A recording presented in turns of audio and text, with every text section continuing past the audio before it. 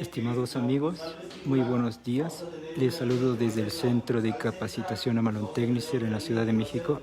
El día de hoy tenemos curso de encerado en oclusión y les voy a mostrar un poquito de lo que estamos viendo el día de hoy. ¿Dónde están ubicadas y que todas guardan una alineación? ¿Sí? Lo mismo de este lado. Lo mismo de este lado. Si nosotros nos vamos directamente al top, ¿sí? Todos los tops van a estar alineados en ella. Esto nos va a dar mucha referencia. Sobre todo porque cuando nosotros empecemos a hacer el encerado sin antagonista, necesitamos marcar en el antagonista dónde debe de ir esa alineación. Ejemplo, ¿sí? Los puntos de contacto H, ¿los recuerdan? Puntos de contacto H estaríamos hablando de aquí y aquí, aquí y aquí, aquí, aquí, ¿sí? Y en dado caso que tuviéramos que hacer volar hasta allá. ¿Sí? ¿Qué ven de común denominador? Si sabemos que los puntos H están de la cúspide vestibular, de los premolares y molares inferiores, ya vieron que todos están en la misma línea oclusal central. O sea, ¿qué quiere decir? Que yo en mi modelo superior voy a marcar dónde va mi línea oclusal central y yo tengo que empezar a dirigir mis cúspides inferiores en esa dirección. ¿De acuerdo? Eso va a ser bien importante. Y lo mismo vamos a hacer en el caso de los inferiores, porque ¿qué cúspide va a la fosa oclusal central del inferior? Las cúspides palatinas. Se las voy a pintar de morado, ¿sí? Que serían, bueno, ya están pintadas aquí de rojo, perdón. Esas cúspides irían a la fosa central, ¿sí? Que estaría dentro de la línea oclusal central también. No sé si me explico, estaríamos nosotros teniendo aquí en cuenta que las cúspides van a estar alineadas con cada uno de los de las líneas oclusal central con su antagonista. ¿De acuerdo? Entonces lo vamos a ir haciendo. Recuerden que nosotros debemos de guardar una alineación también tridimensional, o sea, arriba, abajo, adelante, atrás, derecha, izquierda, es la posición espacial que va a tener cada cúspide. Otra cosa bien importante es que nosotros vamos a tener de este lado la que se le llama curva de Wilson. Y vamos a tener esta característica. Esa curva sabemos que va a tocar la cúspide palatina y la cúspide vestibular. ¿De acuerdo? Y del otro lado va a suceder lo mismo. Por decir, ahí no alcanzo a ver la cúspide, pero imagínense es esta. ¿Sí? Ahora, estas a su vez tendrían que estar alineadas desde el punto de vista frontal con una línea ya sea bipupilar o bicondilar. ¿Cuál sería la más correcta? La bicondilar. ¿Por qué? Porque es la relación directa que tiene el maxilar y la mandíbula entre estos dos para su movimiento de apertura y cierre y rototraslación. ¿Sí? Entonces no nos vamos a basar en función, aclaro, en función en la línea bipupilar, va a ser bicondilar. Y nosotros, si estuviéramos haciendo una axiografía, estaríamos pasando la posición del eje de rotación mandibular exacto. Aquí hay mucha controversia, porque ahorita tenemos un montón de arcos faciales que ya los han visto, con láser, con nivel, el arco facial de Nation, un Nation calibrado, un Nation calibrable y axiografía. O sea, todos estos son arcos faciales, pero vamos a tener arcos faciales cinemáticos y arcos faciales arbitrarios. El arco facial arbitrario no va a tener el eje de rotación mandibular. ¿Sí? Lo más correcto es que todos sus planos estuvieran ubicados desde un plano frontal a partir de bicondilar. ¿Sí? Ahorita se los explico ya directamente con el articulado.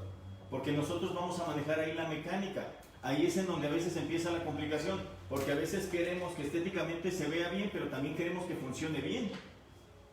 Y hay veces que el plano frontal y el plano funcional no están coincidentes. ¿De acuerdo?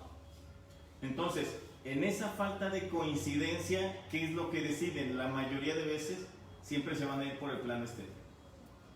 Claro, no en todos los pacientes. Yo les hablo de un plano estético en pacientes que están comprometidos funcionalmente a partir de un tamaño discrepante de la mandíbula. Por ejemplo, tienen una rama más larga que la otra. Por más que querramos meterlos en un plano funcional y en un plano estético, va a ser muy complejo.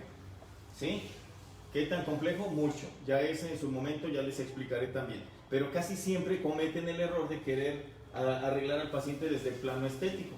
Y queremos arreglar el plano maxilar y queremos arreglar el plano mandibular, cuando el problema del mandibular nunca lo van a poder solucionar hasta que su rama se acorte. y mejorar teóricamente la función. Pero hay un montón de factores que aquí van a tener influencia para que el tratamiento quede bien. Bueno, ahí ya nos vamos a meter en otra cosa, pero bueno, eso no lo hablamos tanto. ¿Sí? Entonces, vamos a entender, ahorita les explico el plano estético, ahorita les explico el plano funcional y desde frontal qué es lo que necesitamos. Porque esta línea morada que yo les estoy dibujando debería de ser coincidente con nuestra línea bicondilar, o sea, que fueran paralelas entre ellas. Si ven el articulador, ahorita se los pongo en la pantalla, van a ver que el articulador tiene unas líneas blancas y esas líneas son paralelas al eje de rotación mandibular, visto desde frontal, o sea, bicondilar. ¿Sí? Y en este es en donde nosotros vamos a valorar que las puntas estén a la misma altura. En este caso, cuando estamos creando solo un lado. O sea, ¿de qué altura van a quedar mis cúspides del inferior? ¿De qué altura deberían de quedar mis cúspides del superior? Esto va a ser muy diferente cuando sea arcada completa, porque la arcada completa no tiene ningún valor de referencia. Y estamos hablando de que en el modelo que tienen ustedes en sus manos es un lado completamente, digamos, no desdentado, pero sin oclusión. ¿Sí? O sea, ¿cuánto van a crecer la cúspide del inferior? ¿Cuánto la del superior? ¿Cuánto debe de entrar la cúspide en la fosa? O sea, el overbite. Aunque siempre ocupamos nosotros la palabra overbite para anteriores, lo tenemos en anteriores, lo tenemos en canino y lo tenemos en posteriores. Lo mismo que el overjet. El overjet no es nada más en los anteriores. Tenemos overjet en caninos y overjet en posteriores, que es algo que a veces no lo vemos. Y la mera verdad, muchas veces hasta me dicen, nunca lo había escuchado, pero no es que no lo hayan escuchado, es que no lo hemos visto en función. ¿Sí? Y en función, ahorita lo vamos a platicar porque vamos a hablar más del movimiento de Bennett, lado de trabajo, lado de balance, porque tenemos que crear el espacio necesario para cuando hagan esa lateralidad y sus cúspides de los posteriores no choquen y no creemos una interferencia. ¿Sí? Correcto. Ahorita también aclaramos lo de punto prematuro, interferencia, y hay veces que se confunden, porque dicen, es que no debe tocar aquí ya, pero ahorita lo aclaramos. Aparte se muerde uno si no tiene overbite y overjet. Ah, eso te lo enseñé yo. Ah, no es cierto, yo Muy lo bien, concluí. y se tiene que modificar. Lo que dice el joven Jesús, joven o señor, licenciado. El licenciado Jesús Manuel Villegas. Tiene razón, si ustedes no generan el overjet en posteriores, el paciente se va a estar mordiendo. Esto es bien regular en placas totales, cuando las placas totales ya están pero bien desgastadas y ya no hay overjet ni overbite. ¿Sí? El paciente se va a morder mucho. En restauraciones que tengan, lo único que tienen que crear es el overjet y el overbite. Bueno, en realidad muchas veces ya nada más pueden crear el overjet. ¿De acuerdo? Y va a ir siendo relativa, bueno, es que es directamente proporcional esto, bueno, a ver si no nos metemos en debate ahorita ahí, porque regularmente esto lo entienden muy diferente. Y así como que, nada más déjalo ahí con que no choque cuando le cierres y le hagas para allá, que no estorbe, ¿sí? En función es muy diferente. ¿Qué sucede si el paciente tiene un side shift de 1.5? ¿Cuánto debería de tener de overjet en caninos? ¿Cuánto en premolares? ¿Cuánto en molares? Porque ahí estamos hablando del ángulo de Bennett. ¿Sí? Ahorita se los explico, no se preocupen, pero lo tengo que explicar con el articulador para que lo entendamos, porque yo ahorita se los puedo dictar como dice el libro, pero regularmente así nos lo enseñaron y lo entendimos. Muy bien, ahorita yo se los explico ahí y van a ver que es bien sencillo, es bien fácil